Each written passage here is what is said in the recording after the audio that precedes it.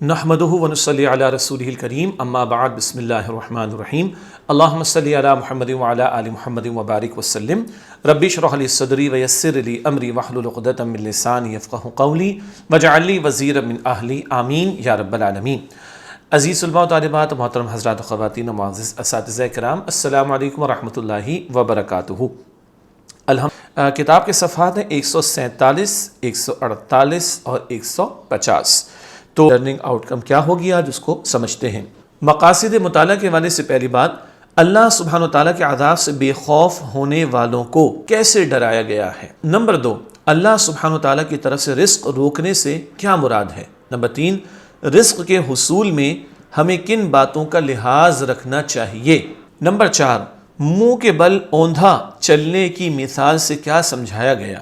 یہ عجیب ایک مثال ہے گمراہ قسم کے لوگوں کے لیے، اس پر آگے تفصیل آئے گی۔ نمبر 5، شکر کیا ہے اور اس کا اصل تقاضا کیا ہے۔ نمبر 6، قیامت کب واقع ہوگی۔ نمبر 7، بہت اہم ایک نقطہ، اللہ سبحانہ وتعالیٰ کی عظیم نعمت پانی کی کیا اہمیت ہے، اس پر بھی سورت کے آخر میں گفتگو ہوگی۔ یہ باتیں جن کو آج انشاءاللہ ہم سمجھیں گے، اور اب چلتے ہیں آج جن آیات کا مطالعہ کریں ان کے ترجمے کو سمجھنے کی طرف۔ سورہ ملک کی آیات 15 تا 17 اس وقت آپ کے ہمارے سامنے اسکرین پر۔ اعوذ باللہ من الشیطان الرجیم، بسم اللہ الرحمن الرحیم۔ هو الذی جعل لکم الارض ذلولا، وہی اللہ ہے جس نے تمہارے لیے زمین کو نرم تابع بنایا۔ فامشوا فی مناکبہا، تو تم اس کے راستوں میں چلو پھرو۔ وکلوا من رزقہ، اور اس کے دیے ہوئے رزق میں سے کھاؤ۔ والیہ النشور، اور اسی کی طرف قبروں سے اٹھ کر جانا ہے۔ اامنتم، کیا تم اس سے بے خوف ہو، من فی السماء، جو آسمان میں ہے، ان یخسف بکم الارض، کہ وہ تمہیں زمین میں دھسا دے، فاذا ہی تمور، تو اچانک وہ لرزنے لگے۔ ام امنتم، کیا تم بے خوف ہو، من فی السماء، اس سے جو آسمان میں ہے، ان یرسل علیکم حاصبا، کہ وہ تم پر پتھر برسانے والی ہوا بھیج دے۔ فَسَتَعْلَمُونَ كَيْفَ نَذِيرٌ، تو تم عنقریب جان لوگے کہ میرا ڈرانا کیسا ہے۔ اگلی آیات سورۃ الملک آیات 18 تا 21۔ وَلَقَدْ كَذَّبَ الَّذِينَ مِن قَبْلِهِمْ، اور یقیناً جو لوگ ان سے پہلے تھے انہوں نے بھی جھٹلایا تھا۔ فَكَيْفَ كَانَ نَكِيرٌ، تو دیکھ لو میرا عذاب کیسا تھا۔ أَوَلَمْ يَرَوْا إِلَى الطَّيْرِ فَوْقَهُمْ، کیا انہوں نے اپنے اوپر پرندوں کو نہیں دیکھا، صافات ویقبضن، پروں کو پھیلاتے اور سمیٹتے ہوئے۔ ما یمسکہن الا الرحمن، انہیں رحمان کے سوا کوئی تھامے ہوئے نہیں ہے۔ انہ بکل شیء بصیر، بے شک وہ ہر چیز کو خوب دیکھنے والا ہے۔ امن ھذا الذی ھو جند لکم، بھلا وہ تمہارا کون سا لشکر ہے، ینصرکم، جو تمہاری مدد کرے، من دون الرحمن، رحمان کے سوا۔ ان الکافرون الا فی غرور، کافر تو ہیں ہی دھوکے میں۔ امن ھذا الذی یرزقکم، بھلا ایسا کون ہے جو تمہیں رزق دے، ان امسک رزقہ، اگر وہ اللہ اپنا رزق روک لے۔ بل لجوا فی عتو ونفور، بلکہ وہ سرکشی اور حق سے نفرت میں اڑے ہوئے ہیں۔ اگلی آیات سورۃ الملک آیات 22 تا 26۔ افمن یمشی مکبا علی وجہہ، بھلا وہ شخص جو منہ کے بل اوندھا چل رہا ہے، اہدا، وہ زیادہ ہدایت والا ہے، ام من یمشی سویا علی صراط مستقیم، یا وہ جو سیدھے راستے پر صحیح چل رہا ہے۔ قل هو الذی انشأکم، آپ فرما دیجئے وہی تو ہے جس سے تمہیں پیدا فرمایا، وجعل لکم السمع والابصار والافئدہ، اور تمہارے کان اور آنکھیں اور دل بنائے۔ قلیلا ما تشکرون، مگر تم بہت ہی کم شکر کرتے ہو۔ قل هو الذی ذرأکم فی الارض، آپ فرما دیجئے وہی تو ہے جس نے تمہیں زمین میں پھیلایا، وإلیہ تحشرون، اور اسی کی طرف تمہیں جمع کیا جائے گا۔ وَيَقُولُونَ مَتَى هَذَا الْوَعْدُ، اور وہ کافر کہتے ہیں یہ قیامت کا وعدہ کب پورا ہوگا، ان کنتم صادقین، اگر تم سچے ہو۔ قُلْ إِنَّمَا الْعِلْمُ عِندَ اللَّهِ، آپ فرما دیجئے بے شک اس کا علم تو صرف اللہ کے پاس ہے، وَإِنَّمَا أَنَا نَذِيرٌ مُبِينٌ، اور میں تو صرف واضح ڈر سنانے والا ہوں۔ اس کے بعد سورۃ الملک کی آخری آیات ہے، آیات 27-30، ان کا ترجمہ فَلَمَّا رَأَوْهُ زُلْفَةً، پھر جب وہ اسے قریب آتا دیکھ لیں گے، سِیئَتْ وُجُوهُ الَّذِينَ كَفَرُوا، تو کافروں کے چہرے بگڑ جائیں گے، وَقِیلَ، اور کہا جائے گا، هَذَا الَّذِي كُنْتُمْ بِهِ تَدَّعُونَ، یہ ہے وہ چیز جسے تم مانگا کرتے تھے۔ قُلْ أَرَأَيْتُمْ، آپ فرما دیجئے بھلا تم دیکھو، ان اہلکنی اللہ ومن معی، اگر اللہ مجھے اور میرے ساتھیوں کو ہلاک کر دے، او رحمنا، یا ہم پر رحم فرمائے، فمن یجیر الکافرین، تو کون ہے جو کافروں کو بچائے گا، من عذاب علیم، دردناک عذاب سے۔ قل هو الرحمن آمنا به، آپ فرما دیجئے وہ رحمان ہے، ہم اس پر ایمان لائے، وعلیہ توکلنا، اور اسی پر ہم نے بھروسہ کیا، فستعلمون، تو تم ان قریب جان لوگے، من ہوا فی ضلال مبین، کون کھلی گمراہی میں ہے۔ قل ارأیتم، آپ فرما دیجئے بھلا تم دیکھو، ان اصبح ماؤکم غورا، اگر تمہارا پانی زمین میں بہت نیچے اتر کر خشک ہو جائے، فَمَن يَأْتِيكُم بِمَاءٍ مَّعِينٍ، تو کون ہے جو تمہیں زمین پر بہتا ہوا پانی لا کر دے۔ یہ الحمدللہ سورہ ملک کی آیات کا ترجمہ مکمل ہوا۔ اب آئیے تشریح کی طرف چلتے ہیں۔ سورہ ملک کی آیت نمبر 15 سے ہم تشریح کو آپ کے سامنے پیش کر رہے ہیں۔ هُوَ الَّذِي جَعَلَ لَكُمُ الْأَرْضَ ذَلُولًا فَامْشُوا فِي مَنَاكِبِهَا وَكُلُوا مِن رِّزْقِهِ وَإِلَيْهِ النُّشُورُ، وہی اللہ ہے جس نے تمہارے لیے زمین کو نرم تابع بنایا، تو تم اس کے راستوں میں چلو پھرو اور اس کے دیے ہوئے رزق میں سے کھاؤ، اور اسی کی طرف قبروں سے اٹھ کر جانا ہے۔ نعمت زمین کا بیان، اللہ تعالیٰ کی قدرتوں کا ذکر بھی پہلے آیا، اب اللہ کی نعمتوں میں سے زمین کی نعمت کا بیان۔ زمین کو اللہ سبحانہ وتعالیٰ نے ہمارے پیروں تلے بچھا دیا تاکہ ہم اس کے راستوں پر چلے پھریں، اور زمین سے اناج، سبزیاں اور پھل اگائے تاکہ ہم ان میں سے کھائیں۔ روزی کے حصول کے بے شمار ذرائع اللہ سبحانہ وتعالیٰ نے زمین میں ہی رکھے ہیں۔ زمین پر رہتے ہوئے ہمیں اس حقیقت کو یاد رکھنا چاہیے کہ جس اللہ نے ہمیں یہ نعمت عطا فرمائی ہے، اسی کی طرف بالآخر ہمیں لوٹ کر جانا ہے۔ لہذا زمین سے فائدے اٹھاتے ہوئے ہمیں یہ بھی خیال رکھنا چاہیے کہ دوسروں کی حق تلفی نہ ہو۔ زمین اللہ نے ہمارے لیے بنائی، بچھائی، نعمت عطا فرمائی، ہم بھی فائدہ اٹھائیں، دوسروں کو بھی فائدہ اٹھانا دیں، حق تلفی نہ کی جائے، اور یاد رہے ان نعمتوں کو استعمال تو کرنا ہے، لیکن لوٹ کر اللہ کی طرف بھی جانا ہے، تو نعمتوں کا شکر بھی ادا کرنا چاہیے۔ عملی پہلو اس حوالے سے یہ بات قابل غور ہے کہ اللہ سبحانہ وتعالیٰ نے زمین کی نعمتوں کا ذکر فرما کر آخر میں اپنی طرف لوٹنے کا ذکر فرمایا۔ اس میں نکتہ یہ ہے کہ انسان ساری زندگی اس زمین سے فائدہ اٹھاتا ہے اور پھر اسی میں دفن ہو جاتا ہے، لیکن بات یہیں ختم نہیں ہوتی، بلکہ بتایا گیا کہ روز قیامت اسی زمین سے اٹھ کر رب کی طرف جانا ہے۔ اللہ ہم اس کی تیاری کی توفیق عطا فرمائے۔ آیت نمبر 16، أَأَمِنْتُم مَّن فِي السَّمَاءِ أَن يَخْسِفَ بِكُمُ الْأَرْضَ فَإِذَا هِيَ تَمُورُ، کیا تم اس سے بے خوف ہو جو آسمان میں ہے کہ وہ تمہیں زمین میں دھسا دے تو وہ اچانک وہ لرزنے لگے۔ آیت میں ہمارے لیے تنبیہ، ایک وارننگ ہے، ہمیں اللہ سبحانہ وتعالیٰ کی پکڑ اور اس کے عذاب سے ڈرایا جا رہا ہے، کیونکہ جو لوگ کفر اور نافرمانی کر کے اللہ سبحانہ وتعالیٰ کو ناراض کرتے ہیں وہ اللہ سبحانہ وتعالیٰ کے عذاب کے مستحق ہو جاتے ہیں۔ اگلا نقطہ، زمین سے اللہ کے عذاب آنے کی کیفیت کا بیان، یا تو اللہ زمین میں دھسا دے یا زمین زلزلے سے ہلا دی جائے، جیسا کہ قارون کو زمین میں دھسا دیا گیا۔ سورہ قصص کی آیت نمبر 81 میں 81 میں بات آتی ہے، قارون نے بڑی دولت کے مزے لیے اور اسی دولت کی محبت میں ڈوب کر سرکشی اور نافرمانی پر اتر آیا اور تکبر میں آ گیا، زمین میں دھسا کر اللہ نے اس کو عذاب دیا۔ اس حوالے سے ایک اہم عملی پہلو، ہمیں اللہ سبحانہ وتعالیٰ کا احسان مند ہونا چاہیے کہ اللہ سبحانہ وتعالیٰ لوگوں کی نافرمانیوں کے باوجود جلد عذاب نازل نہیں فرماتا، بلکہ ان کو نیک اعمال کی مہلت دیتا ہے۔ یہ نعمت ہے اللہ کی، ہر بات پر اللہ نہیں پکڑتا، مہلت دیتا ہے تاکہ لوگ سنبھل جائیں، توبہ کر لیں، نیک اعمال کر کے اللہ کو راضی کریں۔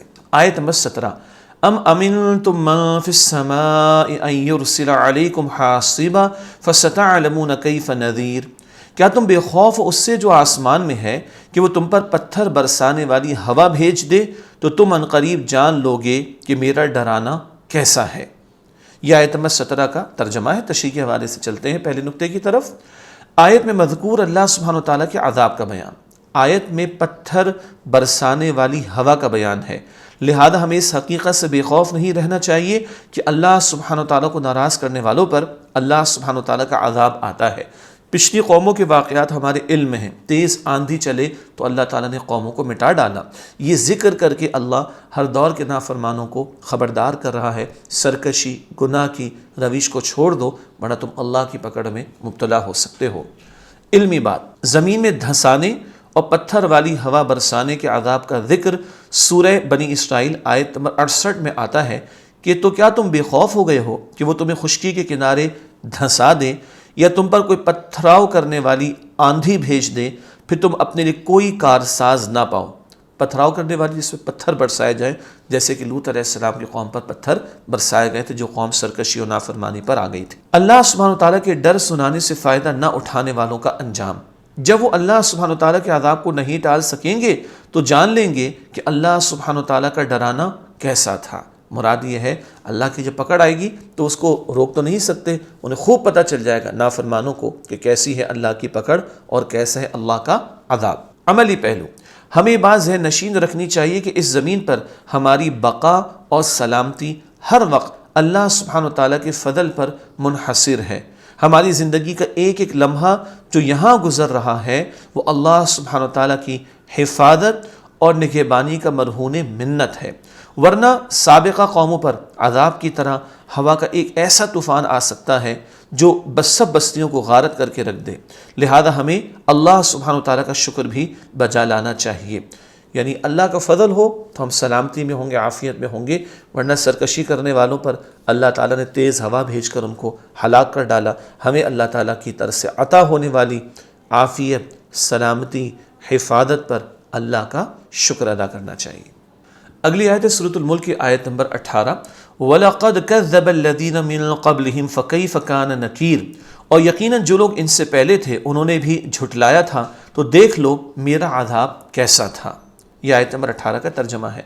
اللہ سبحانہ وتعالیٰ کے عذاب کا بیان، سابقہ نافرمان قوموں کی مثال بطور عبرت بیان کی گئی ہے جن پر اللہ سبحانہ وتعالیٰ کا عذاب آیا تھا، مثلا حضرت نوح علیہ السلام کی قوم جن پر پانی کا عذاب آیا، قوم عاد جن پر آندھی کا عذاب آیا، اور قوم سمود جن پر زلزلے کا عذاب آیا۔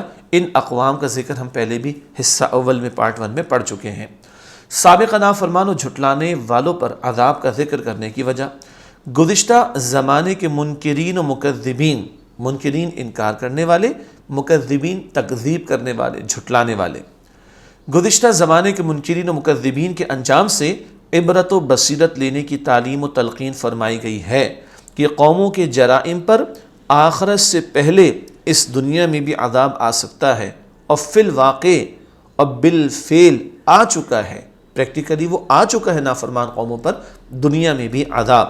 پس جو انجام پہلے کے ان منکروں اور سرکشوں کا ہو چکا ہے وہ آج کے ان منکروں اور سرکشوں کا بھی ہو سکتا ہے۔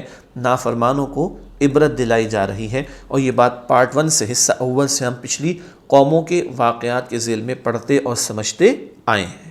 آیت نمبر 19، اولم یروا الی الطیر فوقہم صافات ویقبضن ما یمسکہن الا الرحمن انہ بکل شیء بصیر، کیا انہوں نے اپنے اوپر پرندوں کو نہیں دیکھا پروں کو پھیلاتے اور سمیٹتے ہوئے؟ انہیں رحمان کے سوا کوئی تھامے ہوئے نہیں ہے، بے شک وہ ہر چیز کو خوب دیکھنے والا ہے۔ اس آیت کی تشریح، آیت میں مذکور پرندوں کا بیان، وہ اپنے پروں کو پھیلائے اور سکیڑے فضا میں اڑتے ہیں۔ اللہ سبحانہ وتعالیٰ ہی اپنی قدرت سے پرندوں کو تھامے ہوتا ہے۔ سبحان اللہ، ایک ایک پرندے کے اندر اللہ سبحانہ وتعالیٰ نے، سبحان اللہ، کیسا یہ میکینزم رکھا ہوا ہے، وہ پروں کو چھوڑتے ہیں اور ہوا میں گھومتے پھرتے ہیں۔ سبحان اللہ، غور کیجئے، اس میں اللہ تعالیٰ کی نشانیاں ہیں، اللہ سبحانہ وتعالیٰ کی شان کا بیان۔ اسی آیت کے ذیل میں اللہ سبحانہ و تعالیٰ ہر چیز کو خوب دیکھنے والا ہے، یعنی کسی بھی چیز کی حرکات و سکنات اس سے پوشیدہ نہیں، کسی شے کی کوئی ہلکی سی موومنٹ بھی اللہ کے علم سے باہر نہیں۔ اس بات کا ذکر سورۃ النحل آیت نمبر 79 میں بھی آتا ہے کہ کیا انہوں نے پرندوں کی طرف نہیں دیکھا کہ آسمان کی فضا میں مسخر ہیں، انہیں اللہ کے سوا کوئی نہیں تھامتا، بلا شبہ اس میں ان لوگوں کے لیے یقیناً بہت سی نشانیاں ہیں جو ایمان لاتے ہیں۔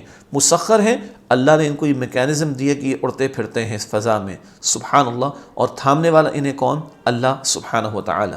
عملی پہلو، ایک اہم نقطہ، اللہ سبحانہ و تعالیٰ کی مخلوق میں صحیح طور پر غور و فکر سے کام لینا ایک اہم مقصد ہے۔ واضح رہے کہ کائنات اور اس میں پھیلی ہوئی اللہ سبحانہ و تعالیٰ کی قدرت کی نشانیوں کو محض ظاہری آنکھوں سے دیکھنا کافی نہیں، کیونکہ اس طرح تو ہر کوئی دیکھتا ہے، یہاں تک کہ جانور بھی دیکھتے ہیں، بلکہ دل اور باطن کی آنکھوں اور عبرت کی نیت و نگاہ سے دیکھنا چاہیے تاکہ حق اور حقیقت تک رسائی حاصل ہو اور سیدھی راہ ملے۔ سبحان اللہ، جتنا غور فکر کریں گے نیک نیتی کے ساتھ اور بصیرت کے ساتھ اور باطن کی اندر کی آنکھوں سے، تو اللہ کی اس مخلوق میں، پرندوں میں بھی اللہ کی قدرت اور اس کے تعارف کی نشانیاں ہمیں نظر آئیں گی۔ ہم تو مانتے ہیں اللہ کی محبت اور عظمت میں ہمارے دلوں میں اور اضافہ ہوگا اگر ہم بھی ان پرندوں میں غور و فکر کرنے کی کوشش کریں۔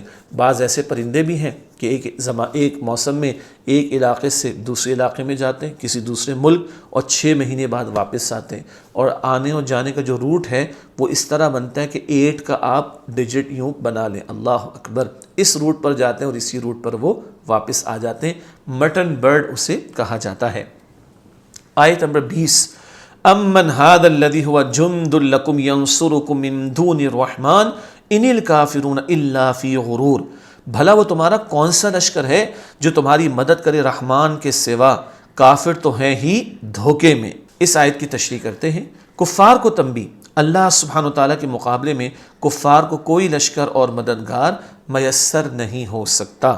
کافروں کا دھوکہ، کافر اللہ سبحانہ وتعالیٰ کی بجائے اپنے لشکروں اور من گھڑت معبودوں سے امیدیں لگائے بیٹھے ہیں۔ یہ ہے کافروں کا معاملہ کہ اللہ سبحانہ وتعالیٰ کو چھوڑ کر اپنے خود ساختہ من گھڑت اور خود سے گھڑے ہوئے، جس کو کہتے ہیں، معبودوں سے امیدیں لگائے بیٹھے، جو کہ شرکیہ طرز عمل ہے اور باطل عقیدہ ہے۔ علمی بات، باطل معبودوں اور فرضی دیوتاؤں کی فوج اللہ سبحانہ وتعالیٰ کے عذاب اور آنے والی آفت سے نہیں بچا سکتی، اور یہ بھی ان کے ساتھ جہنم میں ڈالے جائیں گے۔ ان کے جھوٹے معبود، یہ بت وغیرہ، ان کو بھی ان کے ساتھ جہنم میں ڈال دیا جائے گا۔ آیت نمبر 21، امن ھذا الذی یرزقکم ان امسک رزقہ بل لجوا فی عتو ونفور، بھلا ایسا کون ہے جو تمہیں رزق دے اگر وہ اللہ اپنا رزق روک لے، بلکہ وہ سرکشی اور حق سے نفرت میں اڑے ہوئے ہیں۔ یہ آیت نمبر 21 کا ترجمہ ہے۔ رزق دینے والی ذات، رازق صرف اللہ سبحانہ وتعالی ہے۔ اگر اللہ سبحانہ وتعالی اپنا رزق روک لے، یعنی اللہ سبحانہ وتعالی بارش نہ برسائے یا زمین ہی کو پیداوار سے روک دے یا تیار شدہ فصلوں کو تباہ کر دے، غرض یہ کہ روزی کے حصول کے تمام ذرائع روک دے، تو ہمیں کوئی رزق نہیں دے سکتا۔ بارش برسانے والا کون؟ اللہ۔ زمین کو کچھ پیدا کرنے کی صلاحیت دینے والا کون؟ اللہ سبحانہ وتعالی۔ وہ اگر یہ اپنا پورا نظام روک دے تو ہم میں سے کون ہے جو رزق تلاش کر سکے، اور کون ہے جو ہمیں رزق دے سکے؟ کوئی بھی نہیں۔ الرزاق کس کی ذات ہے؟ فقط اللہ سبحانہ وتعالی کی۔ کفار کی روش، اللہ سبحانہ وتعالی ہی رازق ہے، مگر کافر سرکشی اور حق سے نفرت میں اڑنے کی وجہ سے ایمان نہیں لاتے، سرکشی میں مبتلا ہے، حق قبول نہیں کرتے، نفرت اور تکبر کی وجہ سے اڑے ہوئے ہیں، تو اللہ تعالیٰ کو بھلا کر اپنی آخرت کو اور ہمیشہ کی زندگی کو گویا برباد کرنے کا خود ہی انہوں نے سامان تیار کر لیا ہے۔ عملی پہلو ہمارے اعتبار سے کیا ہے؟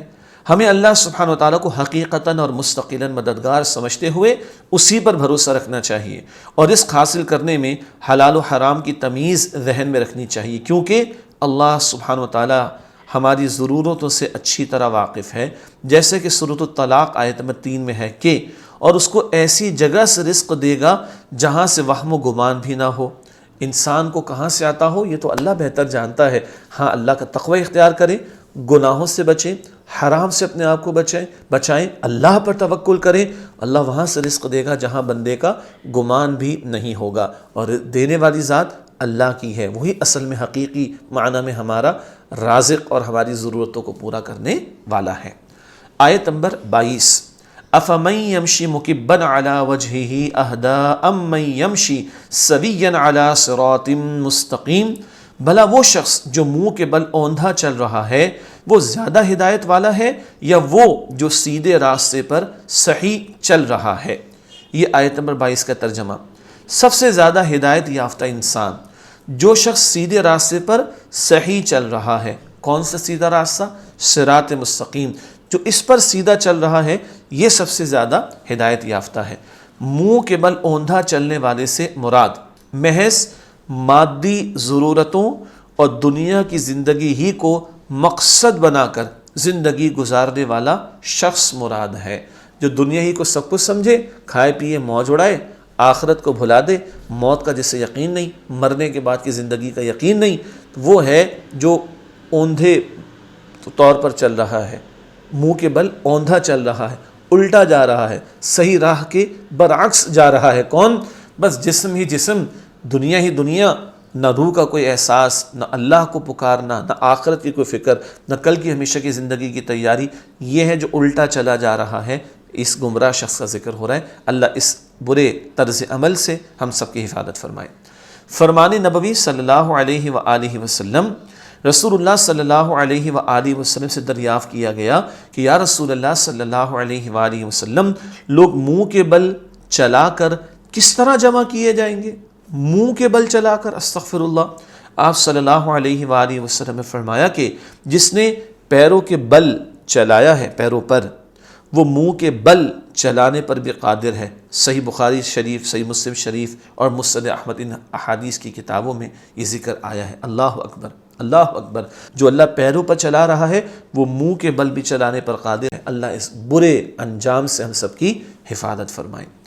عملی پہلو، کامیابی کے حصول کے لیے سیدھے راستے پر چلنا ضروری ہے۔ سب سے بڑی کامیابی جو کہ آخرت کی کامیابی ہے، اس کے حصول کے لیے اللہ سبحانہ و تعالیٰ اور رسول اللہ صلی اللہ علیہ وسلم کے بتائے ہوئے صراط مستقیم پر چلنا ضروری ہے، جس کی ہم ہر نماز میں دعا مانگتے ہیں۔ اس کے ساتھ ہمیں اپنا یہ بھی جائزہ لیتے رہنا چاہیے کہ ہم اپنا تمام وقت اور صلاحیتیں صرف دنیا کے حصول کے لیے تو صرف نہیں کر رہے، اور صبح و شام اندھا دھند صرف دنیا ہی کو بنانے سنوارنے میں تو نہیں لگے ہوئے۔ یہ ہمیں غور کرنا چاہیے۔ مسلمان تو ہمیں الحمدللہ آخرت کو مانتے ہیں، مرنے کے لیے تیاری اور اصل زندگی آخرت کی تیاری، یہ فکر رہنی چاہیے۔ دنیا میں مگن رہ گئے، اللہ کو بھلا دیا تو زندگی برباد ہو جائے گی۔ ایسی غفلت والی زندگی سے اللہ سبحانہ و تعالیٰ میری، آپ کی، ہم سب کی حفاظت فرمائے۔ اگلی آیت ہے سورہ ملک کی آیت نمبر 23، ارشاد ہوا قُلْ هُوَ الَّذِي أَنشَأَكُمْ وَجَعَلَ لَكُمُ السَّمْعَ وَالْأَبْصَارَ وَالْأَفْئِدَةَ قَلِيلًا مَا تَشْكُرُونَ۔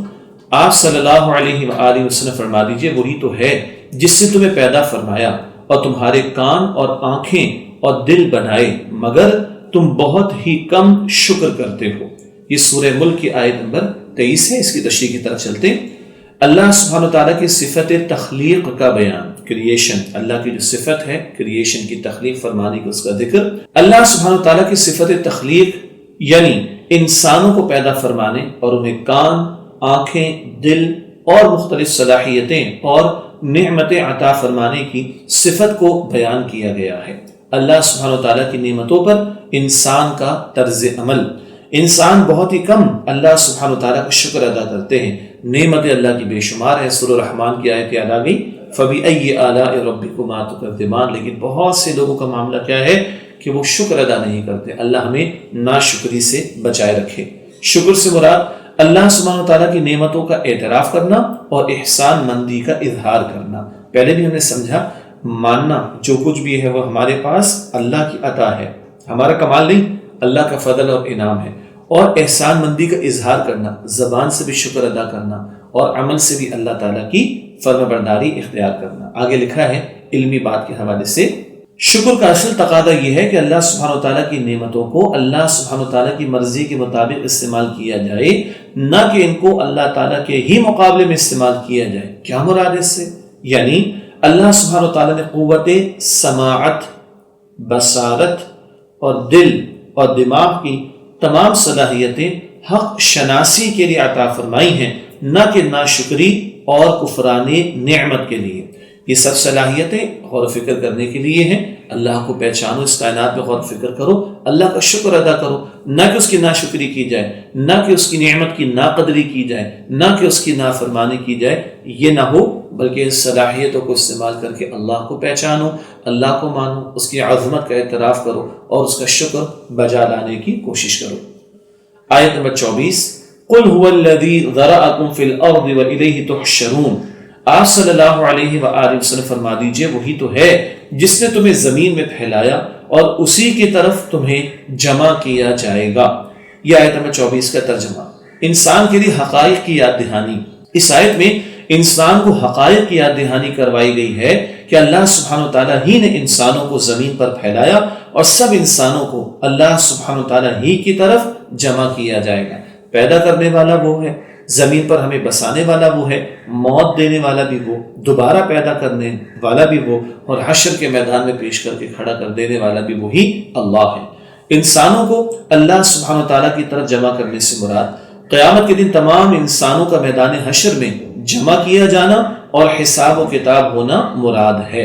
میدان حشر میں سب پیش ہوں گے، یہ ہے اللہ کی طرف جمع کرنا اور حساب کتاب ہوگا۔ اللہ تعالی ہم سب کے حساب کو آسان فرمائے۔ آیت نمبر 25، وَيَقُولُونَ مَتَى هَذَا الْوَعْدُ إِن كُنتُمْ صَادِقِينَ، اور وہ کافر کہتے ہیں یہ قیامت کا وعدہ کب پورا ہوگا اگر تم سچے ہو۔ یہ آیت نمبر 25 کا ترجمہ۔ کفار کا آپ صلی اللہ علیہ وآلہ وسلم سے سوال، قیامت کا وعدہ کب پورا ہوگا؟ پوچھتے تھے بتائیے قیامت کب آئے گی؟ یہ اس لیے نہیں پوچھتے تھے کہ علم ہو جائے گا تو عمل کریں گے، جان چھڑانے کے لیے، جان چھڑانے کے لیے اس طرح کی روش اور رویے اختیار کرتے تھے۔ آیت نمبر 26، قل انما العلم عند اللہ وانما انا نذیر مبین، آپ صلی اللہ علیہ وآلہ وسلم فرما دیجئے بے شک اس کا علم تو صرف اللہ کے پاس ہے اور میں تو صرف واضح ڈر سنانے والا ہوں۔ یہ آیت نمبر 26 کا ترجمہ۔ قیامت کا بیان، قیامت کے آنے کا صحیح علم اللہ سبحانہ وتعالیٰ کے پاس ہے، جیسا کہ ارشاد باری تعالیٰ ہے ان اللہ عنده علم الساعہ، بے شک اللہ ہی کے پاس قیامت کا علم ہے۔ سورہ لقمان کی آیت نمبر 34 میں بات آتی ہے، تو قیامت کا علم تو اللہ کے پاس۔ علمی بات، قرب قیامت اور وقوع قیامت کی نشانیاں قرآن حکیم اور احادیث مبارکہ میں متعدد جگہوں پر بیان کی گئی ہیں۔ قیامت کے واقع ہونے سے پہلے کے کچھ حالات اور جس وقت قیامت واقع ہوگی اس وقت کی کیفیات قرآن کریم میں احادیث مبارکہ میں ہمارے سامنے آتی ہیں۔ ایک فرمان نبوی سمجھتے ہیں جو ہم پہلے بھی پڑھ چکے ہیں۔ فرمان نبوی صلی اللہ علیہ وآلہ وسلم، جس نے قیامت کو قریب سے دیکھنا وہ سورۃ التکویر، سورۃ الانفطار اور سورۃ الانشقاق کو پڑھ لے۔ یہ جامع ترمذی شریف کی روایت یاد آ گیا آپ کو؟ پارٹ 2 میں حصہ 2 میں ہم نے سورۃ تکویر اذا الشمس کورت، سورۃ انفطار اذا السماء انفطرت، سورۃ انشقاق اذا السماء انشقت کا مطالعہ کیا۔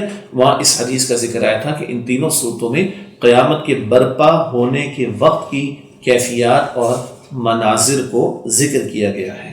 انبیاء کرام اور رسولوں علیہ السلام کا اصل کام واضح طور پر لوگوں کو ڈر سنانا تاکہ وہ قیامت کے دن ناکامی سے بچ جائیں۔ یہ پیغمبروں کا ایک بہت اہم ترین فریضہ اور ذمہ داری، لوگوں کو اللہ کے عذاب سے خبردار کیا جائے، ڈرایا جائے، تاکہ لوگ اللہ سبحانہ و تعالی کے حضور پیشی کا خوف رکھیں اور آج دنیا میں گناہوں سے اپنے آپ کو، نافرمانیوں سے اپنے آپ کو بچا کر کل کی ہمیشہ کی زندگی کی کامیابی کی تیاری کریں۔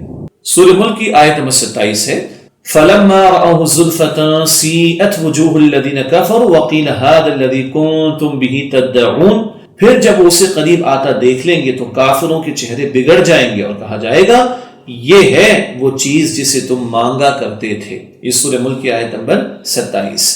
قیامت کا مزید بیان، قیامت کو قریب آتے دیکھ کر کفار کے چہرے خوف اور پریشانی میں بگڑ جائیں گے، جیسا کہ سورہ عبس کی آیات 40 تا 42 اور سورۃ الغاشیہ آیات 2 اور 3 میں بیان ہوا ہے۔ نیز قیامت ان کفار سے کہا جائے گا یہی ہے وہ جسے تم تنزن مانگا کرتے تھے۔ سورہ عبس ہم نے حصہ 2 میں پڑھی ہے، سورہ غاشیہ کا مطالعہ بھی ہم نے حصہ 2 میں پارٹ 2 میں کیا تھا، چہرے بگڑ جانے کا ذکر وہاں بھی ہمیں ملتا ہے، اور طنز کے طور پر کہا جائے گا ان کی ذلت میں اضافہ ہوگا۔ یہ تھا نا جس کا تم سوال کرتے تھے عذاب لا کر دکھاؤ، یہ عذاب آ گیا، یہ قیامت برپا ہوگی، تم اللہ کے سامنے پیش ہو گئے، تمہارا عذاب تمہاری سزا تیار ہے۔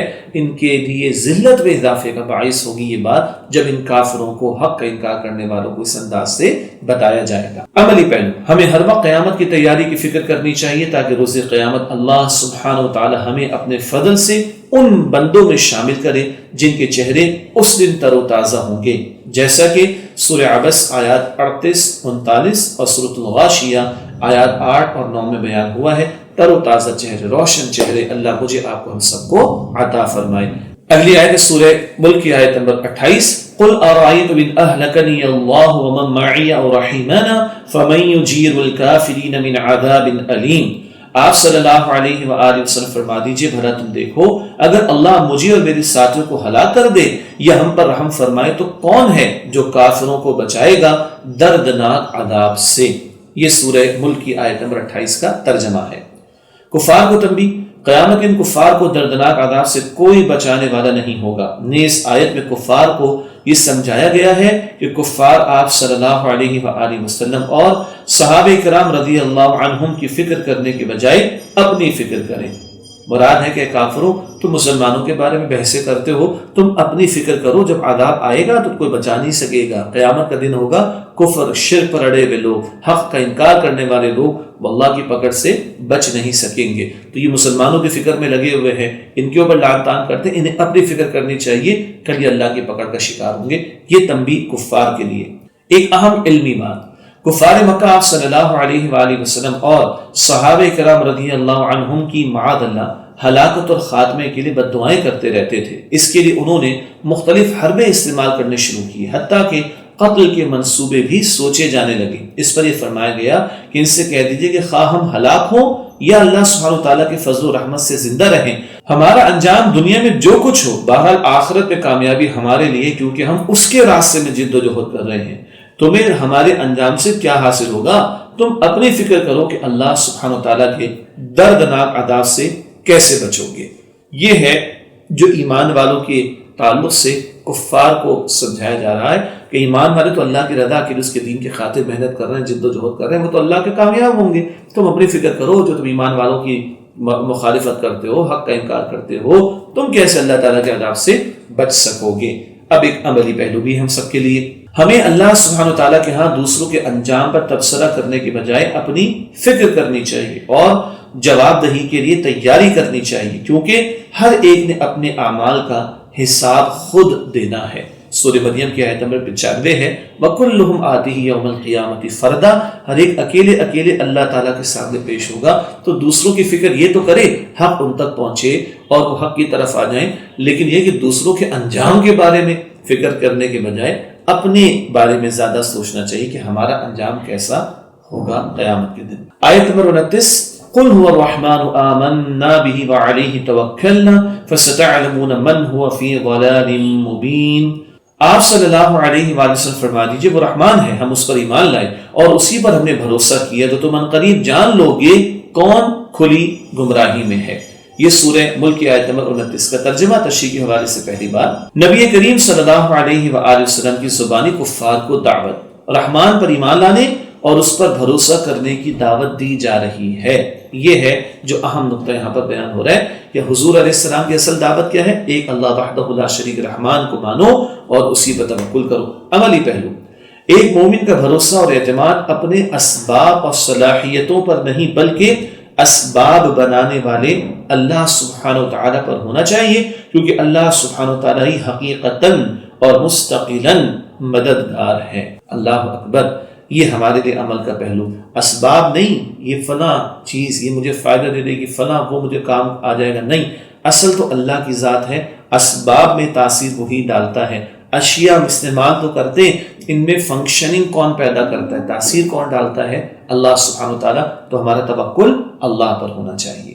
کھلی گمراہی میں مبتلا لوگوں کا بیان، اللہ سبحانہ وتعالیٰ کو چھوڑ کر باطل معبودوں کو ماننے والے اور محض اسباب پر بھروسہ کرنے والے کھلی گمراہی میں ہیں۔ نیز یہاں کفار کا جلدی جان لینے سے مراد کافروں پر کوئی دنیاوی عذاب بھی ہو سکتا ہے یا ان کی موت اور قیامت کا وقت بھی۔ مراد ہے کہ دنیا کا عذاب بھی ان پر آ سکتا ہے اور قیامت کا معاملہ بھی۔ دنیا میں بھی کافروں کی پکڑ ہوتی ہے اور سب سے بڑھ کر پکڑ کا معاملہ کہاں ہے؟ آخرت میں۔ یہ ہے جو ان کے بارے میں اللہ تعالیٰ واضح طور پر اعلان فرما رہا ہے۔ آخری آیت سورہ ملک کی آیت نمبر 30، قُلْ أَرَأَيْتُمْ إِنْ أَصْبَحَ مَاؤُكُمْ غَوْرًا فَمَنْ يَأْتِيكُمْ بِمَاءٍ مَعِينٍ۔ آپ صلی اللہ علیہ وآلہ وسلم فرما دیجئے، بھلا تم دیکھو اگر تمہارا پانی زمین میں بہت نیچے اتر کر خشک ہو جائے تو کون ہے جو تمہیں زمین پر بہتا ہوا پانی لا کر دے؟ یہ سورہ ملک کی آیت نمبر 30 کا ترجمہ ہوا۔ آیت میں مذکور اللہ سبحانہ وتعالیٰ کی نعمت کا بیان، اس آیت میں پانی کی نعمت کا بیان ہے۔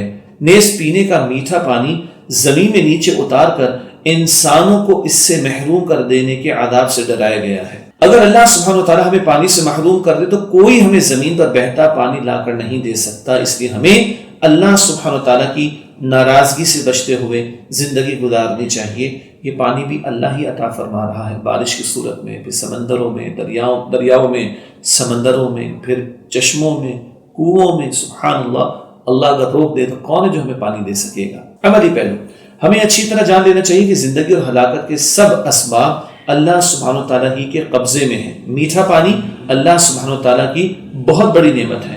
یہ اللہ سبحانہ وتعالیٰ کی قدرت ہے کہ موتی کی طرح صاف شفاف پانی ہمیں مہیا فرماتا ہے جو زندگی کی بقا کے لیے بہت ضروری ہے۔ ہمیں اس کی قدر کرنی چاہیے اور اسے ضائع نہیں کرنا چاہیے۔ جیسے جسمانی ضرورتوں کے لیے پانی ہے، ایسے ہی روحانی ضرورتوں کے لیے قرآن حکیم اور حدیث مبارکہ پر عمل کرنا ضروری ہے۔ سبحان اللہ، ایک تو پانی کی قدر کرے، ضائع نہ کرے، ایک بات۔ پھر جیسے جسم کی ضرورت کے لیے پانی ہے، اسی طرح روح کی ضرورت کے لیے اللہ کی کتاب قرآن ہے، نبی اکرم علیہ السلام کے مبارک ارشادات ہیں۔ یہاں یہ نقطہ بھی جان لینا چاہیے کہ اللہ سبحانہ وتعالیٰ نے مخلوق پر کمال فضل فرماتے ہوئے ہدایت و معرفت کا نہ خشک ہونے والا چشمہ ہمارے پیارے نبی صلی اللہ علیہ وآلہ وسلم کے پاکیزہ و بلند اخلاق و کردار کی صورت میں جاری فرما دیا۔ ہمیں چاہیے کہ اس چشمے سے فیض یاب ہو کر اپنے من کی ویران بستی کو سرسبز و شاداب بنائیں۔ اللہ اکبر۔ اللہ کے رسول علیہ السلام کی تعلیمات سے قیامت تک ہم فیض یاب ہو سکیں گے، اس کی طرف توجہ بھی کرنی چاہیے۔ تو ایک پانی جسم کے لیے اور ایک یہ چشمے ہدایت کے ہماری روح کی ضروریات کے لیے۔ میٹھے پانی کی اہمیت بڑا اہم ایک نقطہ ہے۔ اگر خلا سے لی گئی زمین کی تصاویر ہم دیکھیں تو یہ پتہ چلتا ہے کہ ہماری زمین پر خشکی سے زیادہ پانی موجود ہے۔ یہ ہماری زمین کے تقریباً 70% حصے پر پھیلا ہوا ہے۔ یہ بات حیرت انگیز اور سمجھ سے برتر ہے کہ زمین پر موجود پانی کا 3% سے بھی کم حصہ میٹھے پانی پر مشتمل ہے۔ US جیولوجیکل سروے کی رپورٹ کے مطابق اس 3% کے زیادہ تر حصے تک رسائی ممکن نہیں۔ اس میٹھے پانی کا 68% سے بھی زیادہ حصہ برف کی تہ، آئس کیپس اور گلیشیئرز پر مشتمل ہے اور 30% سے زیادہ زیر زمین پانی پر مشتمل ہے۔ اللہ اکبر۔ میٹھے پانی کا صرف 3.3% حصہ جھیلوں، دریاؤں اور دلدل پر مشتمل ہے۔ زمین پر مشتمل تمام پانی کا 99% حصہ انسانوں اور دوسرے جانداروں کے لیے ناقابل استعمال ہے۔ اتنا قیمتی ہے میٹھا پانی اور اتنا کم۔ یہ بات حیران کن ہے کہ پانی جس پر تمام انسانوں اور خصوصاً آبی جانداروں کی زندگی منحصر ہے وہ حقیقت میں بہت قلیل ہے۔ اس ہلا دینے والی حقیقت کو جاننے کے بعد ہماری ذمہ داری بنتی ہے کہ ہم پانی کا استعمال احتیاط سے کریں۔ سمجھ آ رہی ہے؟ 30% زمین خشک ہے، باقی 70% پر پانی۔ اس 70% کا بھی ہم نے سمجھا 3% سے بھی کم میٹھا پانی ہے۔ اس میٹھے میں سے بھی سبحان اللہ 68% برف کی صورت میں ہے اور 30% زمین کے نیچے ہے، بچا کتنا 0.3% جھیلوں میں دریاؤں میں، اس کا بھی 99% قابل استعمال نہیں، تو بہت ہی تھوڑا سا ہے، تو اس کا کس قدر ہمیں اہتمام کرنا چاہیے کہ قدر کریں اور ضائع نہ کریں۔ الحمدللہ سورہ ملک کا بیان مکمل ہوا۔ یہ قبر کے عذاب سے بچانے والی صورت ہے، اس کا ترجمہ تشریح بھی ہمارے سامنے ہے، رات کو اپنی تلاوت کے معمول میں اس کو شامل بھی رکھنا چاہیے۔ آخر میں سورہ ملک کی تکمیل ہوئی ہے تو علم و عمل کی باتیں بھی سمجھتے ہیں۔ نمبر 1، اللہ سبحانہ وتعالیٰ اس کائنات کا بادشاہ ہے اور ہر چیز پر قدرت رکھنے والا ہے، سورہ ملک کی آیت نمبر 1 میں بات آئی تھی۔ نمبر 2، زندگی کا مقصد یہ ہے کہ لوگوں کا امتحان لے کر واضح کیا جائے کہ کون بہتر اعمال کرنے والا ہے، سورہ ملک کی آیت نمبر 2 میں زندگی کا یہ مقصد بیان ہوا۔ نمبر 3، اللہ سبحانہ وتعالیٰ نے کائنات کو ایسا عمدہ بنایا ہے کہ اس میں کوئی عیب دکھائی نہیں دیتا، سورہ ملک آیت نمبر 3 اور 4 ہے۔ اس کے بعد نمبر 4، اللہ سبحانہ وتعالیٰ اور اس کے رسول صلی اللہ علیہ وآلہ وسلم کو جھٹلانے والے جہنم میں ڈالے جائیں گے جو بہت بری جگہ ہے، سورہ ملک کی آیات 6 تا 8 میں بات آئی تھی۔ علم و عمل کی باتیں کے حوالے سے 5واں نکتہ، قیامت کے دن کفار و مشرکین اور تمام مجرم حسرت کریں گے کہ کاش وہ قرآن حکیم کو توجہ سے سنتے اور سمجھ کر اس پر عمل کرتے تو آج جہنم میں نہ ہوتے، سورہ ملک کی آیت نمبر 10 میں بات ہے۔ 6واں نکتہ، جو لوگ اللہ سبحانہ وتعالیٰ کے خوف سے گناہوں سے بچتے ہیں ان کے لیے بخشش اور بہت بڑا اجر ہے، سورہ ملک کی آیت نمبر 12۔ 7واں نکتہ، اللہ سبحانہ وتعالیٰ ہر چیز سے خوب باخبر ہے، ہمارے سینوں میں چھپے ہوئے راز بھی اس کے علم میں ہیں، سورہ ملک کی آیات 13 اور 14 میں بات آئی، ظاہر باطن سب کچھ ہمارا اللہ کے علم میں ہے۔ 8واں نکتہ، ہمیں اللہ سبحانہ وتعالیٰ کی پکڑ سے بے خوف نہیں رہنا چاہیے، جو اللہ سبحانہ وتعالیٰ کو ناراض کرتا ہے اللہ سبحانہ وتعالیٰ اس پر عذاب بھیجتا ہے، سورہ ملک کی آیات 16 تا 18 میں یہ بات آئی۔ 9واں نکتہ، اللہ سبحانہ وتعالیٰ حقیقتاً اور مستقلاً ہماری مدد فرمانے والا، ہمیں رزق دینے والا اور ہمیں ہدایت دینے والا ہے، سورہ ملک آیت نمبر 20 سے 22۔ تو اللہ ہی سے مدد مانگی جائے، اسی سے رزق کے لیے التجا کی جائے اور اسی سے ہدایت کی درخواست کی جائے کہ وہ ہمیں مستقل ہدایت پر رکھے، صراط مستقیم پر رکھے۔ علم و عمل کی باتیں کہ ہمارے سے 10واں اور آخری نکتہ ہے، قیامت کب آئے گی اس کا علم صرف اللہ کو ہے، ہمیں قیامت کے دن کامیاب ہونے کی تیاری کرنی چاہیے، سورہ ملک کی آیت نمبر 26 میں یہ بات ہمارے سامنے آئی تھی۔ الحمدللہ سورہ ملک کا مطالعہ مکمل ہوا، اگلی نشست میں انشاءاللہ پھر ہم سورہ قلم کا آغاز کریں گے، تب تک کے لیے آپ سے اجازت چاہتے ہیں، اپنی دعا میں آپ بھی ہمیں یاد رکھیے گا۔ اللہ تعالی ہم سب کی، ہمارے والدین، ہمارے گھر والوں اور تمام مسلمانوں کی مغفرت فرمائے، آمین یا رب العالمین۔ وآخر دعوانا الحمدللہ رب العالمین، والسلام علیکم ورحمۃ اللہ وبرکاتہ۔